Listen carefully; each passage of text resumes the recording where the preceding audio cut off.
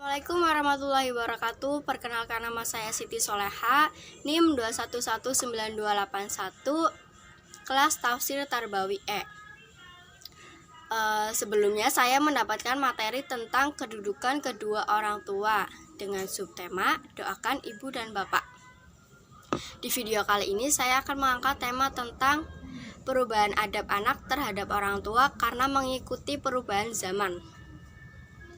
Zaman sekarang semuanya sudah berubah, mulai dari style dan lifestyle, bahkan sampai adab pun juga ikut berubah, terutama adab anak terhadap kedua orang tua.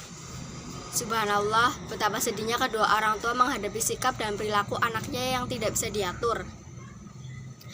Bagaimana tidak, mari kita flashback. Yang pertama, kedua orang tua melakukan surah Rasul di mana mereka menginginkan keturunan yang soleh dan soleha. Terdapat doa yang ada di dalam Al-Quran, permintaan dikaruniai anak yang soleh dan soleha. Doa Nabi Ibrahim alaihissalam meminta anak soleh, Robbi habli minas sholihin, yang artinya, ya Robku, anugerahkanlah kepadaku seorang anak yang termasuk orang-orang yang soleh. Surat As-Saffat ayat 100. Yang kedua, kedua orang tua dikasih kepercayaan untuk menjaga amanah yang telah dititipkan oleh Allah. Perasaan haru dan bahagia dirasakan oleh kedua orang tua. Selama 9 bulan sang ibu mengandung anak yang ada di dalam perut ibu. Seperti dalam ayat Al-Quran, dan kami perintahkan kepada manusia agar berbuat baik kepada kedua orang tuanya.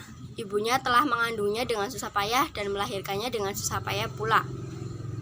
Masa mengandung sampai menyapihnya selama 30 bulan atau 2 tahun. Surat Al-Aqaf ayat 15. Semakin bertambah umur di dunia, semakin besar pula pengorbanan dan pengeluaran yang dikeluarkan oleh kedua orang tua untuk anaknya. Mendidik sejak dari kecil dan memberikan hak-hak anak seperti kebahagiaan dan pendidikan sekolah anak. Semakin berkembangnya zaman, semakin berkembang pula semua kehidupan yang ada di dunia ini. Kita lihat dalam keadaan dan kondisi di masa sekarang. Misalnya, ketika orang tua menyekolahkan anaknya di tempat sekolah favorit dan mereka bergaul dengan teman-teman yang memiliki gaya hidup yang berlebihan, pasti dia akan mengikuti arus teman-temannya, dan semakin bergaul semakin pula dia berani untuk melakukan sesuatu atau hal yang tidak sesuai dengan koridor Islam. Orang tua walaupun tidak mengharapkan sesuatu yang lebih dari anak, tapi sebenarnya dalam hati kedua orang tua menginginkan anaknya menjadi anak yang patuh dan berbakti kepada kedua orang tuanya.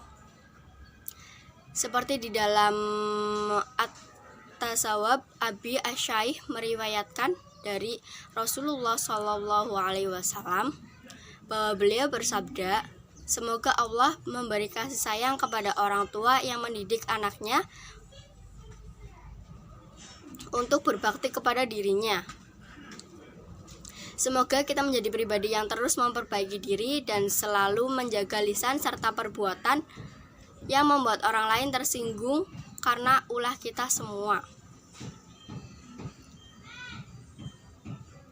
Kata motivasi dari saya, jangan pernah menyesali sehari dalam hidupmu. Hari-hari baik memberimu kebahagiaan dan hari-hari burukmu memberi pengalaman.